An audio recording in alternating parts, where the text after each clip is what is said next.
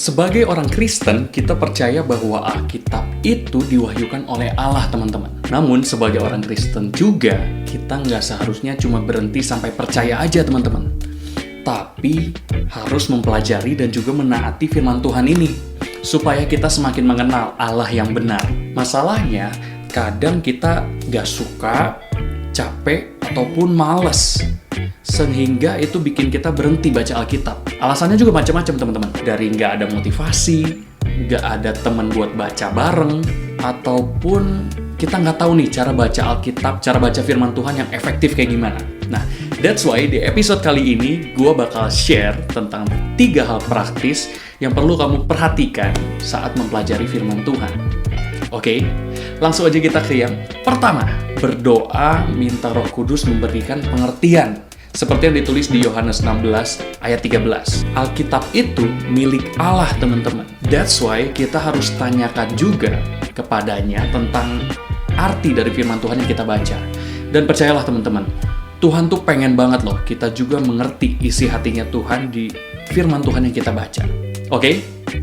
Yang kedua, kenali konteks dari teks yang kita baca. Maksudnya gimana, Kak? Nah, maksudnya gini, teman-teman. Jangan menganggap bahwa ayat sebelum dan ayat sesudah dari ayat yang kita baca itu tidak berhubungan, teman-teman. Belajar untuk membaca keseluruhan ayat sehingga kita mengetahui nih, sebenarnya tujuan utama penulis untuk menuliskan firman Tuhan ini tuh apa sih? Nah, seperti yang ditulis di 2 Timotius 3 ayat 16 dan juga 2 Petrus 1 ayat 21, bahwa Alkitab ini memang berasal dari Allah. Namun Allah menggunakan manusia untuk menuliskannya, teman-teman. Yang ketiga, membaca Alkitab dalam komunitas. Mempelajari dan membaca Alkitab atau firman Tuhan dalam sebuah komunitas sesama orang percaya lainnya, itu merupakan hal yang bijak, teman-teman. Kenapa?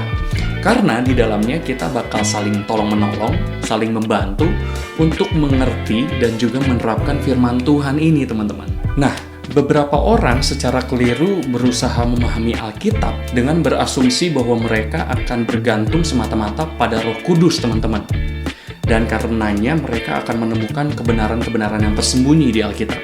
Sebenarnya, Roh Kudus sudah memberikan talenta-talenta ataupun juga karunia-karunia rohani yang berbeda untuk setiap orang, teman-teman. Nah, di antaranya adalah karunia mengajar, teman-teman. Tuhan memberikan pengajar-pengajar ini karunia untuk membantu kita mengenali firman Tuhan secara lebih benar, teman-teman. Nah, sekarang pertanyaannya, gimana sih, Kak, caranya supaya lebih tekun untuk membaca Alkitab? Jawabannya simpel banget, teman-teman. Coba baca dan renungkan Alkitab ataupun firman Tuhan secara lebih sering, sehingga nantinya itu akan menjadi gaya hidupnya kalian. Oke? Yuk, baca Alkitab lagi. See you di episode selanjutnya. God bless!